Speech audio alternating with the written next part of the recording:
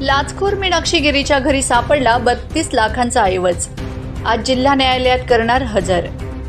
धुळे जिल्हा परिषदच्या माध्यमिक वेतन व भविष्य निर्वाह कार्यालयाच्या अधीक्षिका मीनाक्षी भाऊराव गिरी यांना मंगळवारी 2 लाखांची लाच घेताना संध्याकाळी 6:30ला लाचलुचपत प्रतिबंधक विभागाने ताब्यात घेतले होते।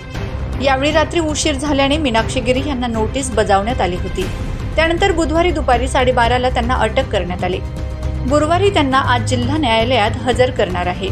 दरम्यान अभियंता कॉलनी प्लॉट नंबर 41 गणपती मंदिराजवळ धुळे येथील त्यांच्या राहत्या घरी धुळे लाचलुचपत प्रतिबंधक विभागाने रात्री उशिरा घराची झडती घेतली असता यात 10,46,000ची रोकडसह सुमारे 300 ग्रॅम सोने असा एकूण 32 लाखांचा ऐवज मिळून आल्याची माहिती येथील धुळे लाचलुचपत प्रतिबंधक विभागाचे उपअधीक्षक सचिन साळुंखे यांनी दिली। मीनाक्षी गिरी यांच्या विरोधात अनेक तक्रारी होत्या, मात्र ऐन वेळेस तक्रारदार पुढे येत नसल्यामुळे मीनाक्षी गिरी यांचे चांगलेच फावत होते।